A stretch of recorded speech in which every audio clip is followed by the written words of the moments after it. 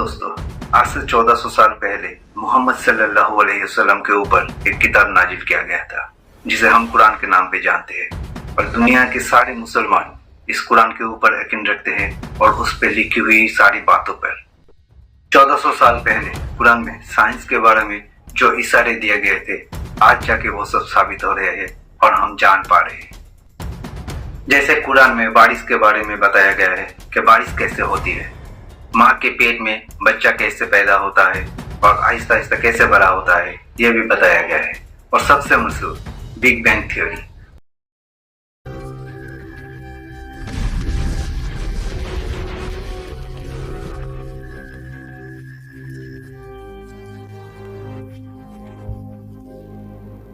Big bang theory के बारे में हम सब जानते हैं, लेकिन 1400 साल पहले कोई भी नहीं जानता था, बल्कि तकरीबन 100 साल पहले भी कोई नहीं जानता था कि बिग बैंग के जरिए ही ये कायनात वजूद पे आया है।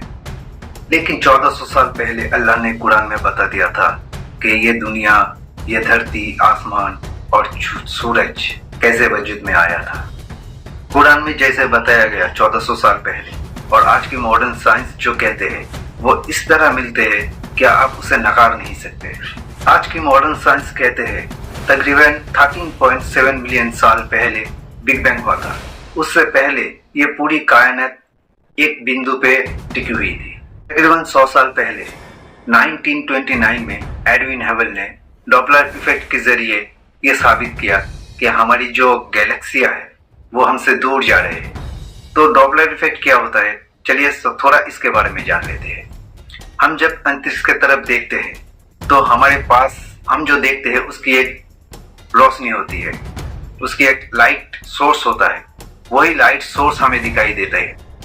वो लाइट सोर्स स्ट्रेच होता है। स्ट्रेच होने के बाद अगर रेड कलर ज्यादा दिखे, रेड कलर स्ट्रेच हो, तो समझा जाता है कि चीजें हमसे दूर जा रही है।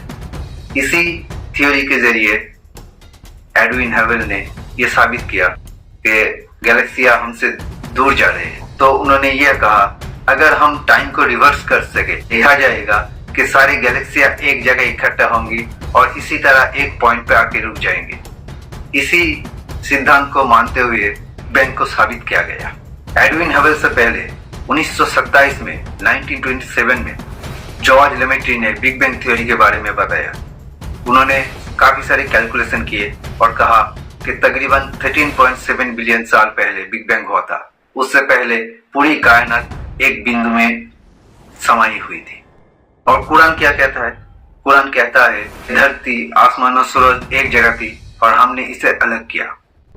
इस आयत के साथ साथ और भी आयतें हैं जो बिग बैंग के बारे में बताते हैं, लेकिन कुरान में इतनी डिटेल्स में कुछ भी कहा नहीं गया, बस इशारा दिया गया और उस जमाने के लोग समझ सके ऐसी बात ही कही गई। अगर कुरान में डिटेल्स में बिग बैंग के बारे में बताया जाता तो उस जमाने के लोग समझ नहीं पाते, बल्कि 100 साल पहले तक भी लोग ये समझ नहीं पाते कि ये कुरान में क्या कहा गया। कुरान में जो कहा गया वो 1400 साल पहले इंसान भी समझ सकते थे, आज भी समझ सकते हैं। लेकिन हाँ, आज पूरी तरह से साबित हो चुका है बिग बैंग, इसलिए कुछ लोग एतराज करते हैं कुरान के बारे में और इस धरती की बनने के बारे में भी कुछ एतराज करते हैं। ये धरती कैसे बना, कैसे धरती के बाद आसमान बना, ये सब तर्क देते हैं। कहते हैं कि पहले तो आसमान बन चुका था, आसमान तो खाली जगह है और उस आसमान में ही धरती तैर रही। धरती पहले कैसे बना और आसमान बाद में कैसे बना, तो धरती कैसे बना ये कुरान में क्यों कहा गया है, और आज की साइंस को मिला के हम एक अलग से वीडियो बनाएंगे।